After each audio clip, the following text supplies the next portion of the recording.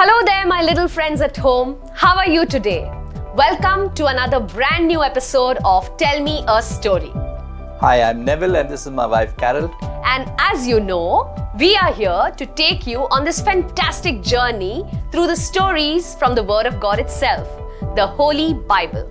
Hey Neville, are you enjoying the stories that you are listening to from the Holy Bible? Of course, I am, and I'm learning so much more. Wow. So, who all have we covered up till now? You've covered Abraham. Okay, The most recent one, before Abraham. Before you started from Adam and Eve. Yes, the story of creation. Yes, you went to their children. Yes. And from there you went to Noah. Yes, and those fantastic floods and God's promise of rainbow. Absolutely. And all. Do you want to hear more about these stories? Should I keep going? Let's sign ourselves in first. Definitely. And we'll hear another story then. And I'll take you further ahead in our story journey. Okay. Yes. In the name of the Father, Son, and the Holy Spirit. Amen. So children, if you remember the previous episode, I told you how God changed Abram's name to Abraham. Before that, if you recollect, God caused Abraham to leave the comforts of his city of Ur and come to the promised land of Canaan. I will take you further on how God keeps every of his promise with the father of our faith, Abraham. God told Abraham when Abraham cried in his anguish that I have no children and I'm getting old.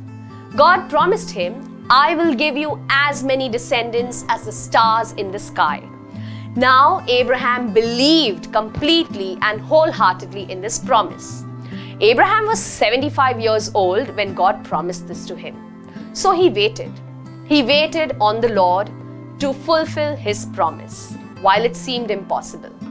But as years passed by, Sarah thought this seems more and more difficult. She was very sad, and she thought that she should be coming up with some trick of her own in order for that promised child to come. So Sarah looked around at the pagan customs of the town they were living in, and she thought of copying the custom of those people around there. Among this tribal community of Canaan, to resolve the problem of childlessness, the master of the house was married off to a slave girl. The child that this slave girl bears would then be called the child of the master and his wife.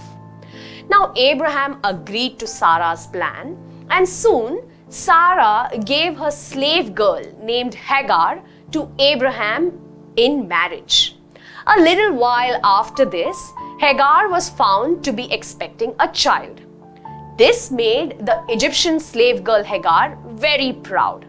She began putting on airs and boasting about how she's going to be bearing Abraham, the master of the tribe, a son or a child or something like that.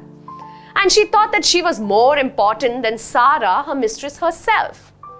Now you know what happens when two women have jealousy between them. Sarah did not like this. She could take it no longer. She wept, and then she went to Abraham and complained about Hagar's behavior. Abraham definitely honors Sarah because she is his wife.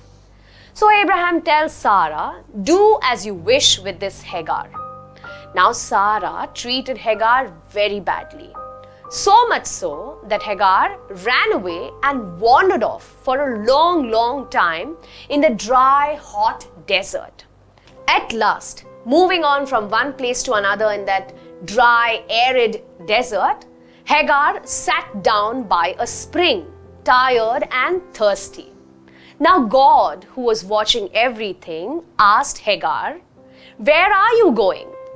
Hagar replied that she was running away from her mistress, who treats her very badly. God instructed her that she must return back to her mistress. "I," God said, "have heard your cry. I have seen your tears, and I will look after you. I will give you a son, and you must name him Ishmael."